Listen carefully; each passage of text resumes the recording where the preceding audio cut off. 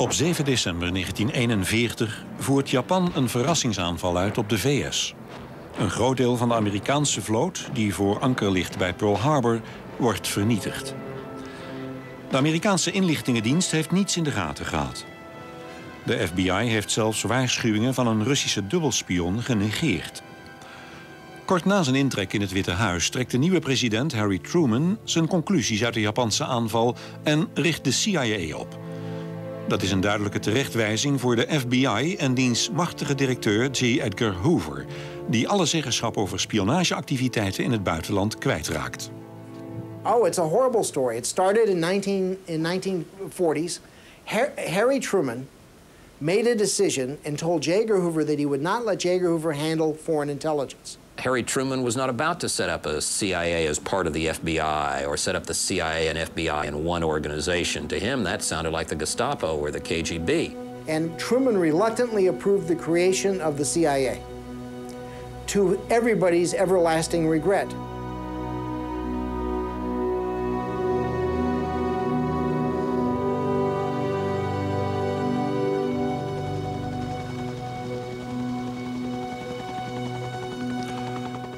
Het hoofdkwartier van de CIA bevindt zich in Langley, Virginia, 25 kilometer van Washington, D.C. In dit fort werken 16.000 mensen. De CIA is niet verplicht bekend te maken hoe groot het budget is, hoe de organisatie in elkaar zit, hoeveel mensen er werken en wat ze verdienen, hoe ze heten en wat hun functies zijn. Wel weten we dat het personeelsbestand van de CIA gegroeid is van 35 mensen bij de oprichting tot 100.000 nu. Het budget is gestegen van een paar $1000 tot 28 miljard.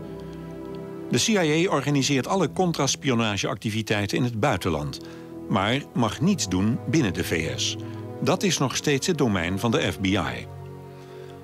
Truman bepaalde dat de CIA rechtstreeks moest rapporteren aan de president van de VS. Maar de CIA onttrok zich al snel aan zijn controle en werd de enige organisatie die geheime acties en subversieve operaties in het buitenland mocht uitvoeren. Bij de oprichting kreeg de CIA een duidelijk omlijnde taak. Maar de CIA mocht alleen in actie komen als de diplomatie niets bereikte en militair ingrijpen onverstandig was. The CIA was a creation of the Cold War. It had one function and one function only. It was supposed to only have one. And that was to determine when, how, and where the Soviet Union was going to attack the United States, or if. That's all it was set up for. It was set up after Pearl Harbor. After the failure, we were attacked. And our whole mission through the 50s and 60s, through the 70s and through the 80s, was to decide or to figure out what were the plans and intentions of the Politburo in Moscow. We also made a fundamental error in that we chose early on to focus our spies on what we call hard targets. And so all of our intelligence has been focused on the Soviet Union. CIA, the U.S. intelligence community as a whole, was spending somewhere between 55% and 60% of our resources on the Soviet Union. That was our job, was to check them in the Third World, wherever it was, in Angola, in the Horn of Africa, in the Congo, in Afghanistan, in Iran. This was a constant silent war, if you will, that went on for decades. That's the name of the game. I mean, our job was to find out what people were up to. And the best way to find that out is to penetrate some organization. Put somebody in there or defect somebody. And that's what we, name of the game, that's what we did. We began our erroneous ways by importing as many Nazis as we could into the United States. In 1943 vloog de toekomstige CIA-directeur Allen Dulles naar Zwitserland voor geheime onderhandelingen met enkele nazi-kopstukken. Generaal Reinhard Gehlen, hoofd van Hitlers geheime dienst, Otto von Bolschwing, rechterhand van Eichmann en Klaus Barbie. Deze oorlogsmisdadigers zouden later allemaal in dienst treden bij de CIA. Allen Dulles was een advocaat van naam en zijn grootste klant was Standard Oil, een van de weinige ondernemingen die tijdens de oorlog zaken bleef doen met de nazi's. And therefore America literally infected itself with Nazis immediately after World War II because that was the price it was willing to pay for their brains. That was the first mistake. The second mistake over time has been to believe that we could interfere in the affairs of others and literally topple governments by putting our money and our influence behind selected groups. In 1953 woedt de Koude Oorlog in alle hevigheid en Allen Dulles wordt directeur van de CIA. Het aantal speciale en geheime operaties neemt na zijn aantreden snel toe. If you go back to 1947 and take it all the way through Guatemala, Hungary, Berlin, Vietnam, Chile, all the operations over the years, the same kind of behaviors repeated again and again and again. The CIA has mounted a number of covert operations. One of the reasons the CIA went into covert operations was because it was something no one else was doing, and so there was no bureaucratic competition over it.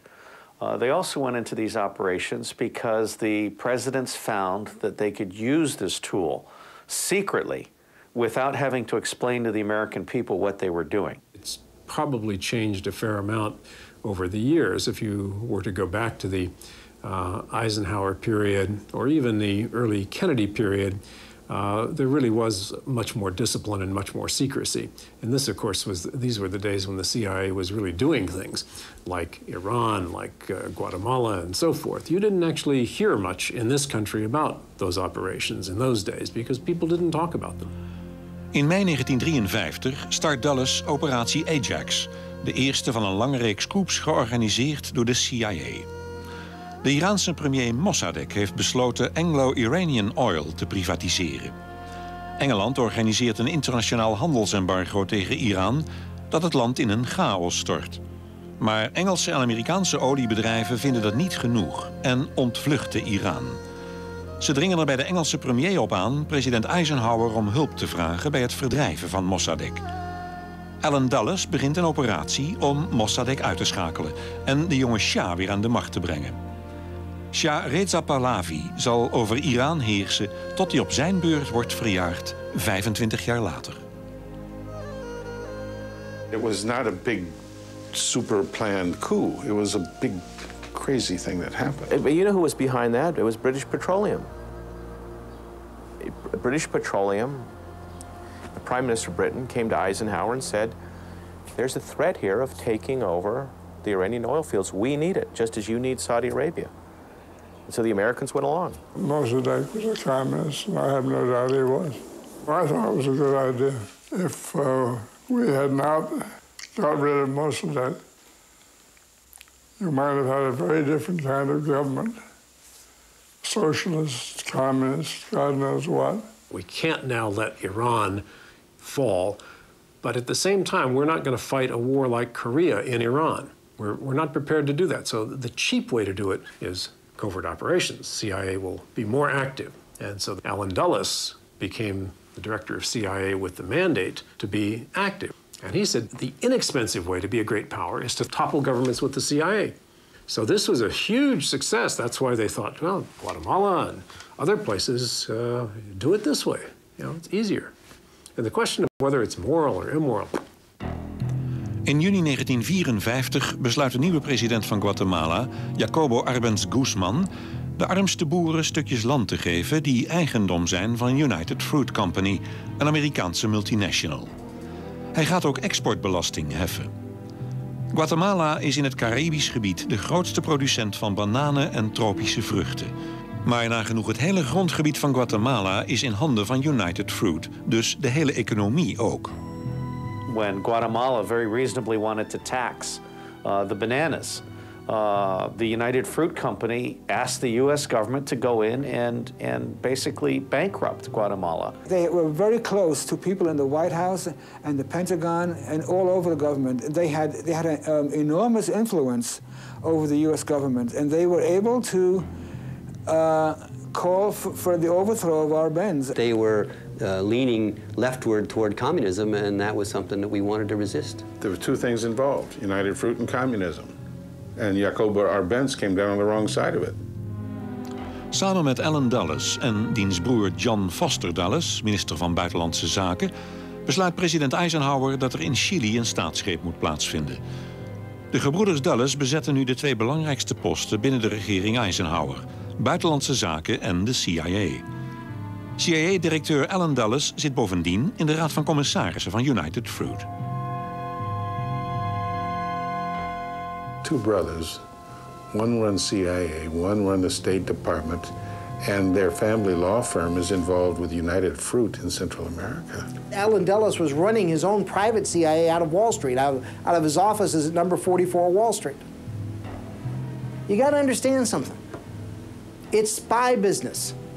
It's about helping American business overseas. Presidents found they could earn money from corporations by using the CIA as enforcers. De CIA zet Arbenz af en vervangt hem door een militaire junta, geleid door generaal Castillo Armas. Diens eerste daad is het terugdraaien van de landhervorming die de financiële belangen van United Fruit en de VS bedreigt.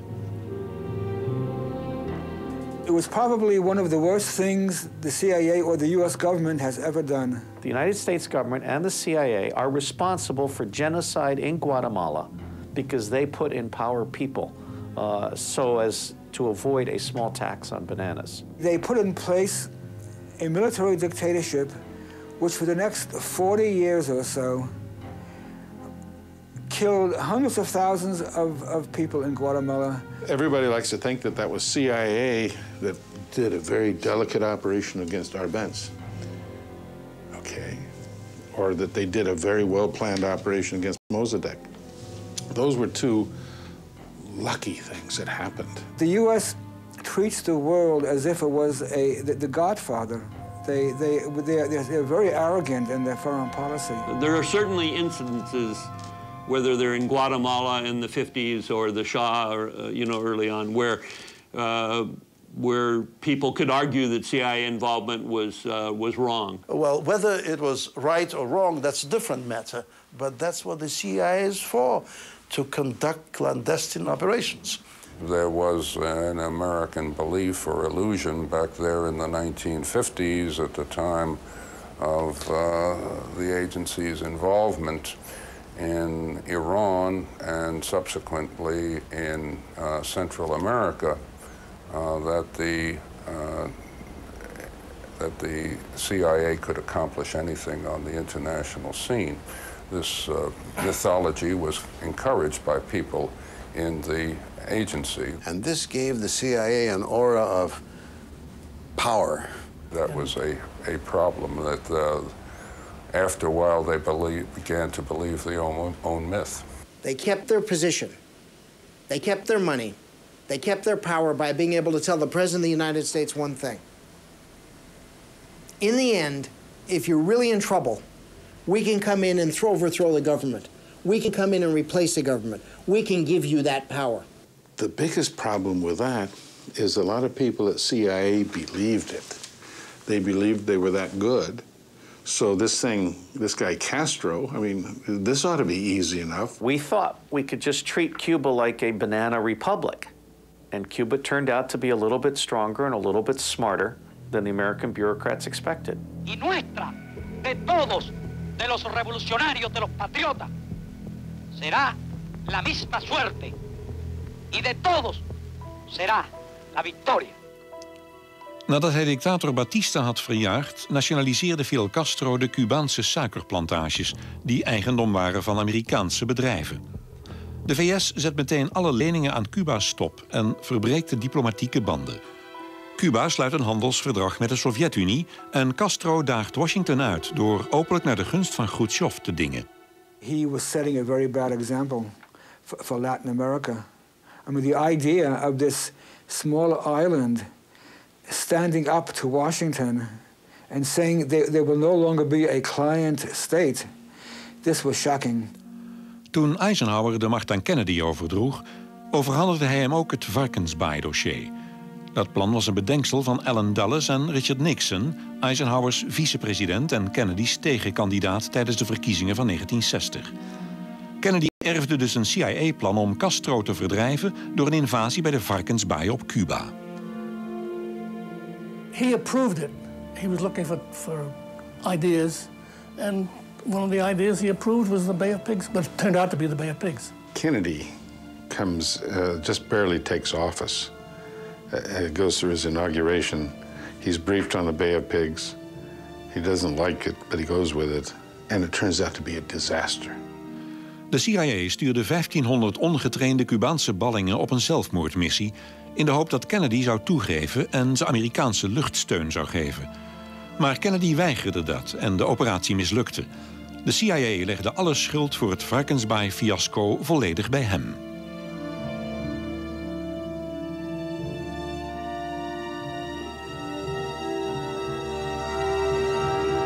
The operation was a failure because it was badly run, period. I think he went along with it because he didn't have any better ideas. And his staff didn't have any better ideas. So he kept on with what he had. It was a poorly planned military operation, and the intelligence supporting it was not good. The idea that a small group of people could come in and somehow they could overthrow a regime, I think, underestimated the popularity of Castro in a significant way. They expected the Cubans to rally to our side, and they did not. And they just didn't have the right military plan and forces to do the job. The CIA had said it could be done if the United States was willing to support the insurgents militarily. And at the last moment, the administration decided not to provide military support for the Bay of Pigs insurgents, and it failed. We were angry about the Bay of Pigs because it failed and because we were really to a considerable degree responsible for the operation. But and there certainly would have been people who were irritated and angry at the president. They hated Kennedy because he did not support the Bay of Pigs enough, in their opinion, especially with air power. You can't say CIA liked or disliked something. It's got to be certain people or certain groups that might not have. And I'm sure there were people, case officers and division chiefs and other senior officers, who probably didn't like the president. And why not? He was doing things that they didn't like, so they didn't like him. Een paar maanden na zijn aantreden gaven president John Kennedy en minister van Justitie Robert Kennedy de CIA carte blanche om Castro uit te schakelen. Sam Halpern krijgt de leiding over deze operatie Mongoose. Tussen de mislukte landing bij de Varkensbaai in 1961 en de moord op Kennedy 2 jaar later overleeft Castro 8 aanslagen, allemaal georganiseerd door de CIA. Kennedy asked for options on Cuba. And the Joint Chiefs of Staff actually proposed to kill Americans in a covert operation that would be made to appear to be a Cuban attack on U.S. soil as an excuse for going to war against Cuba. And this was properly refused. The CIA at that time was trying to find ways to deal with Castro. And whether it was 8 or 80 attempts to assassinate Castro or blow up his cigar or something like that. I mean, ridiculous things. Planting itching powder in his beard, you know. It was just, these were very feckless kinds of things they were thinking about in order to try to weaken his position. I think there were 20 or 30 attempts against Castro. I think 8 sounds a little better. I mean, 25, nobody's that lucky. I mean, somebody's, I mean, sooner or later. But, you know, Kennedy was obsessed with Castro, Robert Kennedy. I'm not sure which one was the pusher more than anybody else. We dealt mostly with Bobby rather than with Jack. John F. Kennedy knew about everything. Robert Kennedy knew about everything. I could never figure it out what made them so anti-Cuba. The only thing I could think of was their own feelings, their own egotism. Here was a problem they couldn't solve, and they never ran up against a problem they couldn't solve. They were always on top of everything. And this one, they were not. And there was no way they were going to be on top of it. So everybody along the way, including the entire U.S. government, had to help them get over this problem. Het kost John Kennedy moeite Allen Dulles en de CIA onder de duim te houden. Na elke mislukte poging om Castro uit te schakelen wordt Allen Dulles onhandelbaarder. Hij begint een propagandacampagne tegen Kennedy, die hij de schuld geeft van alle mislukte CIA-operaties sinds de Varkensbaai. And he's absolutely beside himself. He wishes he could tear the CIA down. He was so angry, a month before he died, he said, I want to take the CIA and take it apart board by board and scatter it to the winds. Did you ever see any pieces of CIA? I have never seen any pieces of CIA anywhere. CIA has never been smashed to pieces by anybody. But the agency attempted to stay out of the limelight to a considerable extent. It began under Kennedy. Bob McNamara was his agent for doing it. He decided to remove them and replace them with men of the left. That's what Kennedy did to the CIA. I watched it, I was there. John Kennedy besluit de macht van de CIA in te perken en de machtige directeur Allen Dulles tot aftreden te dwingen. Kennedy benoemt John McCone, een discrete maar doortastende man, tot nieuwe CIA-directeur. Allen Dulles is woedend dat hij de laan is uitgestuurd. 10 jaar lang was hij de CIA. Het was zijn schepping.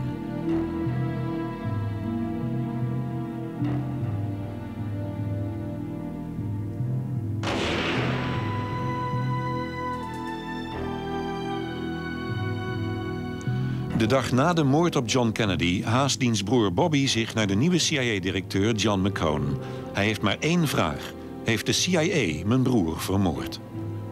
The question came up after the assassination in November '63 of the president. Yes, Bobby Kennedy asked John McCone, is there anything there? His brother's got a right to ask those questions. It's nothing unusual. Why shouldn't he? He should ask questions. He didn't know. He wanted to be sure. And that's a human question. For one man to ask, did you kill my brother? Why not? McCone would never admit to that. No head of the CIA is going to admit that there was an involvement with the assassination of a president. Why would a CIA chief want to kill a president?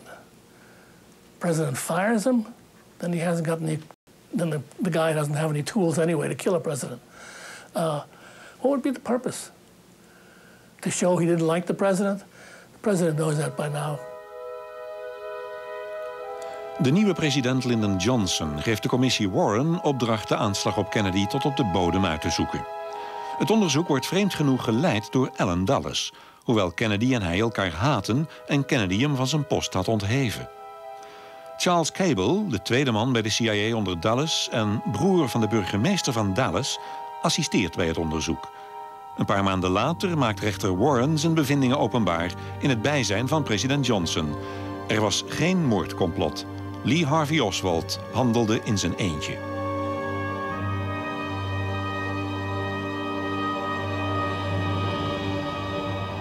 Allen Dulles did his best to sabotage the Warren Commission, I think.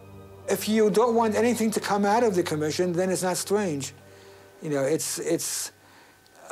think it was done on purpose. My instructions to the CIA were to make all the information available. The CIA virtually emptied its files on the Kennedy assassination, and there was absolutely no evidence of any conspiracy, certainly no evidence that the CIA was ever involved. I couldn't imagine that the CIA would be involved in the assassination of a U.S. president. That's beyond the wildest imagination. You know, people have made a cult out of this, what happened. I haven't seen anything to the contrary that I found persuasive. The House of Representatives ran on a $6 million investigation. And just as I came to the FBI, they gave me a tape that was, the committee gave me a tape to suggest that there was a second shooter from the hill there, the knoll, the grassy knoll. It was interesting because when I first came into the CIA, I found out of a Frenchman who was claimed to know about the Kennedy assassination. And I can't describe him any more than that, but he provided a lot of detail. And so I wanted to read it. I was curious, just curious. It was pure personal curiosity. So I asked for the file, and they told me it was very, very sensitive, and it was called what's black tape, that they put black tape around it and all these seals so no one can get it. So what I did was I waited for a Saturday when I was on duty and took a request to get the file, and only the director of operations and the director could read it. And I stuck it between a bunch of other requests, and I knew he was very busy. So I went to the director of operations office, put it on his desk, and he very quickly signed them all. So I got the permission to get this. I changed the address where it should go, and I sent it down to files. It's like 12 volumes. This is on the Kennedy assassination. And it came back, said, sorry, file lost. Disappeared.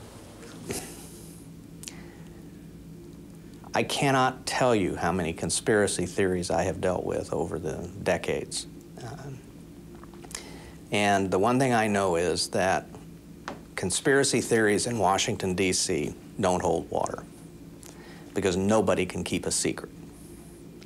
And particularly for a long time, and particularly if there's a lot of money involved, if they could sell it to the newspapers or a journalist or something like that. Nobody keeps secrets that well. I mean, there were thousands of people that had to keep the secret in the FBI and the CIA and the Army, the Pentagon, everybody, about killing Kennedy. The reality is the Kennedy assassination is the greatest secret that America has. We don't really know what happened. Een paar maanden na de moord op Kennedy komt Lyndon Johnson terug op Kennedy's plannen om de Amerikaanse militaire adviseurs uit Vietnam terug te trekken. Tegen een ongeduldige generaal zegt hij: zorg dat ik herkozen word, dan krijg je je verrekte oorlog. We were very skeptical throughout much of the Vietnam War about the ability to essentially beat win a guerrilla war against the North, as long as the North was kept as a primary sanctuary. In augustus 1964 zet de CIA een Noord-Vietnamese aanval op een Amerikaans oorlogsschip in de Golf van Tonkin in scène. De volledig verzonnen aanval geeft Johnson het gezochte voorwendsel om het aantal Amerikaanse militairen in Zuidoost-Azië te vertienvoudigen en Noord-Vietnam te gaan bombarderen. The United States destroyer Maddox was attacked on the high seas in the Gulf of Tonkin. The attacks were deliberate. The attacks were unprovoked. It was most likely a fake attack, or probably never happened at all. It could have been totally misunderstood by the people on the ship, thinking they were being attacked. The captain of the ship sent in a message saying he had not seen anything, and that he was now questioning all of his earlier messages, and that he believed there was a real possibility that he had been fighting a phantasma. The Pentagon and the presidency chose to ignore his last message, and they chose to use the Tonkin Gulf incident as an excuse for going to war. That brought about a resolution which changed a lot of different things, for sure.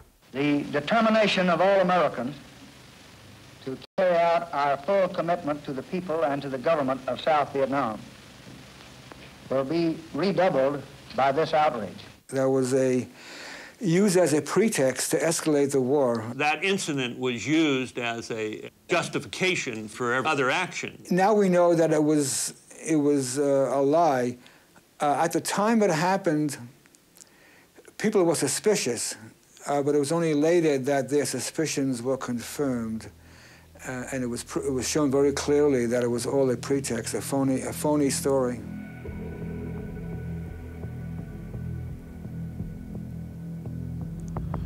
In Vietnam begint operatie Phoenix op gang te komen.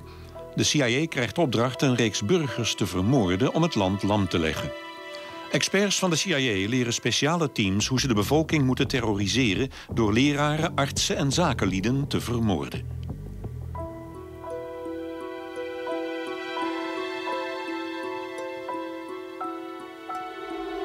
Na elke moord blijft een visitekaartje achter. Een speelkaart, een schoppenaas, wordt duidelijk zichtbaar op het lijk gelegd. De meeste slachtoffers worden voor hun dood gemarteld.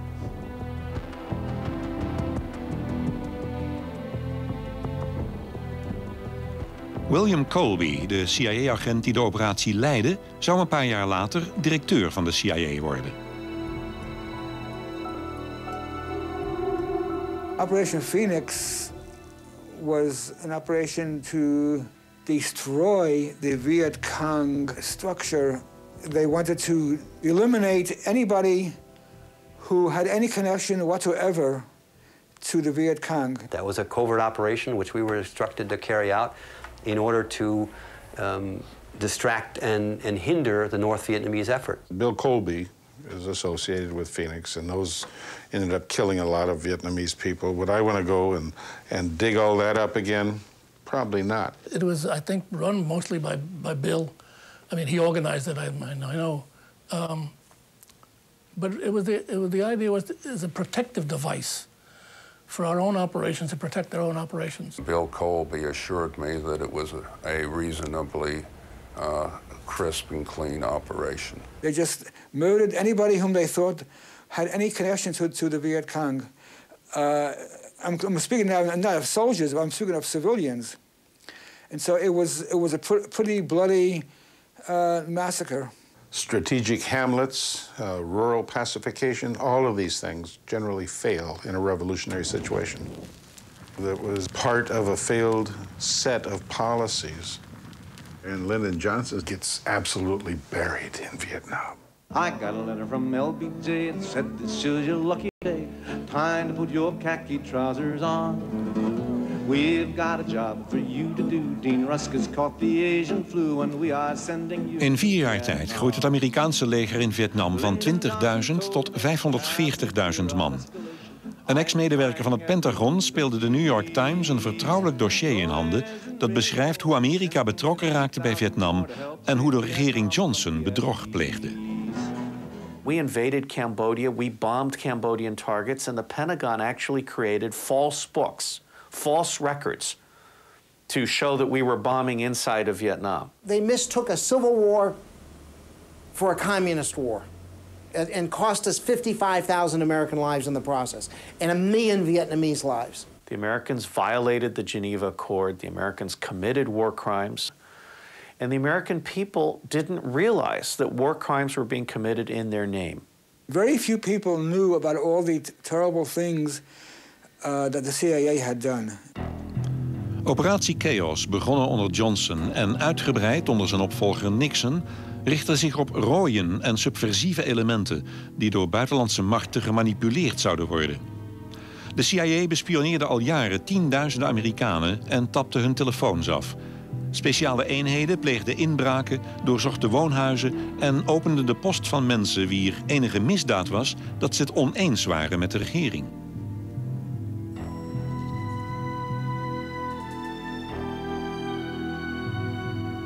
Not just the CIA, but all of the U.S. intelligence elements were spying on our children. They were abusing their power. The FBI was investigating groups simply because of who the groups were and without any particular practical information about suggesting those groups were unlawful, engaged in unlawful activities or planning unlawful activities. And that was part of Operation Chaos. It was to disrupt any kind of protest, any kind of argument against the government's policies. And it was targeting the anti-war movement and those anti-administration journalists, a few of them, that were bugged. A lot of people became targets of this thing. And this tradition of setting up enemies lists was something that is long in this country's history. Mail openings was something that I was directly involved in and that I canceled it when I became director. I don't think an American intelligence service ought to spend much time targeting Americans. There is a difference between counterintelligence against terrorists and invading the privacy of your citizens. The agency had done this at the behest of the Johnson administration, and that those who were blaming the agency should have blamed President Johnson and his administration. The idea of keeping track of your fellow Americans, which seems to be the most fundamentally non-American behavior you can engage in, was something that was practiced and advocated by Hoover, by Van Diemen, and by Nixon. That's what they did. And Richard Nixon firmly believed it and made it part of his policy. That's the great scandal. Well, I mean, we had a period of law breaking under Nixon. And the CIA was involved in the law breaking. Op 17 juni 1972, halverwege de presidentsverkiezingen, worden 5 als loodgieters vermomde mannen gearresteerd tijdens een inbraak in het Watergate-gebouw. Ze hadden opdracht het hoofdkwartier van de Democratische Partij te doorzoeken. Presidential Press Secretary Ron Ziegler today called the incident a third-rate burglary and nothing the president would be concerned with. 4 of the men arrested were Cuban nationals now living in Miami. And the 5th, James McCord, was a former FBI and CIA agent recently employed as a security aide by the Republican National Committee and the Committee to re-elect the president. Information began to come out about the connections between the CIA and the break-in at the Watergate.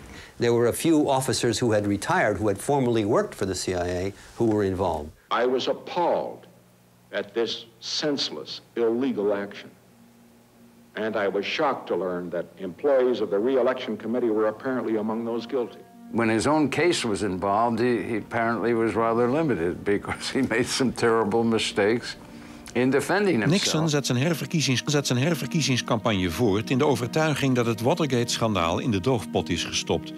Maar 2 verslaggevers van de Washington Post hebben Nixon in de tang. De president vraagt CIA-directeur Richard Helms om druk uit te oefenen op de FBI, zodat die het onderzoek naar Watergate staakt. Ook moet Helms verklaren dat de dossiers werden gestolen in opdracht van de CIA, maar Helms weigert. It's Nixon that was the criminal, not CIA.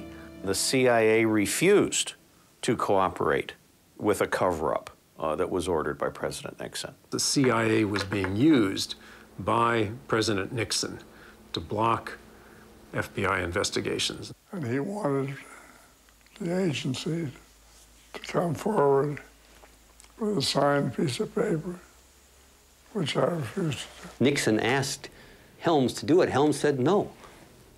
We will not say that that was a national security issue. We will not be involved in that situation. And Helms then lost his job as a result. The most popular CIA director was the worst one in terms of policy, was Helms. They loved him, Richard Helms. He was known as the Teflon director because nothing bad ever stuck to him, except Chile. In 1971 wint de socialist Salvador Allende in Chili de presidentsverkiezingen. Dat gaat Nixon te ver.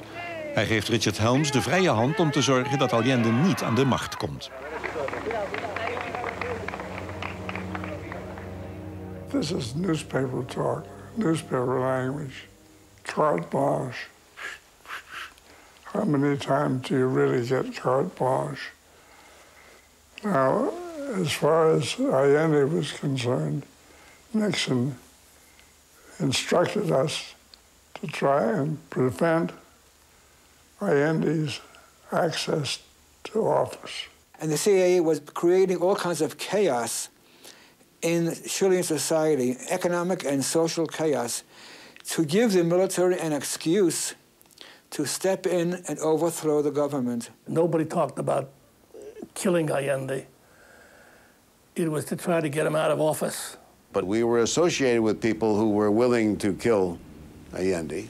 They were using private corporations and the CIA and the military and the embassy. Everything was thrown in. They had a big team working specifically to overthrow Allende. He was not somebody that the United States government was very fond of. Henry Kissinger and Richard Helms, the head of the CIA, they were part of the masterminding of this operation in Washington. And if they felt that Allende was a problem and they wanted us to do something about it, we would do the best we could.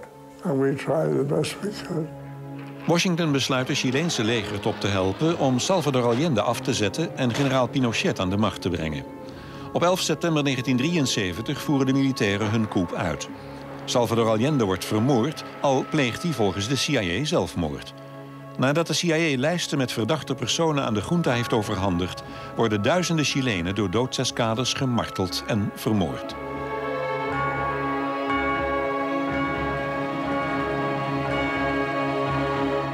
Even the most experienced CIA officers, people with 20, 30 years experience, do not really understand just how many things the CIA has done in the way of assassination or other covert operations.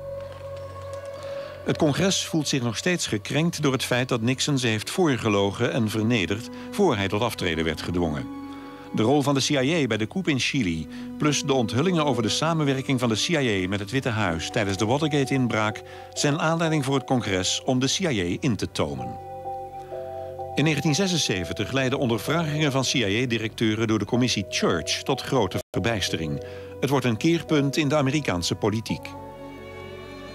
Het zal nooit meer worden zoals het was, want de onthullingen zijn schokkend. Het rapport van Church beschrijft hoe de CIA Pinochet steunde bij het afzetten van de socialist Allende. Het betekent ernstig gezichtsverlies voor minister van Buitenlandse Zaken Kissinger. The attempt of the United States government was not to destabilize or to subvert it, but to keep in, but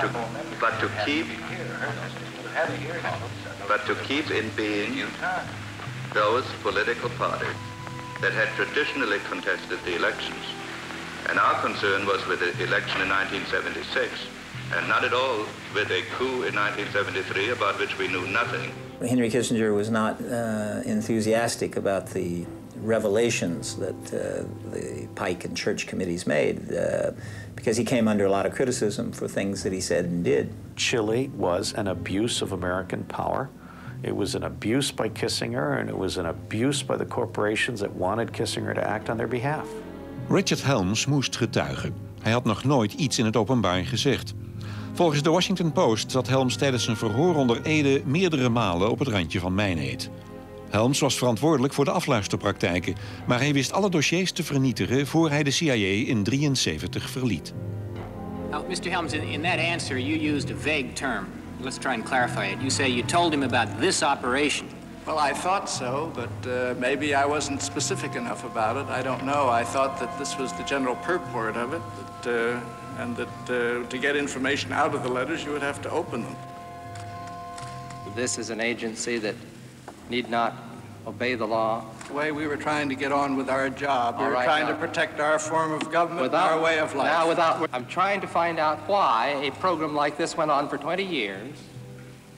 It was against the law of the country by every indication we have, statutes, the Constitution, the decisions of the Supreme Court. Had been producing some information on foreign connections with dissidents and terrorists. And all I'm trying to find out from you is whether you believe that the CIA doesn't have to abide by these laws because of the problems that the CIA faces.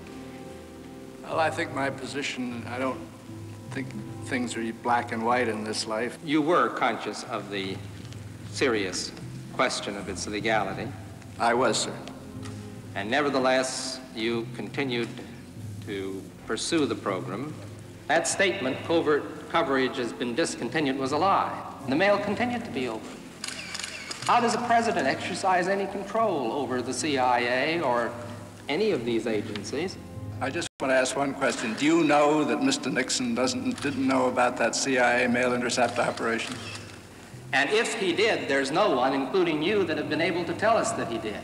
The president was given a document that did not tell him the truth.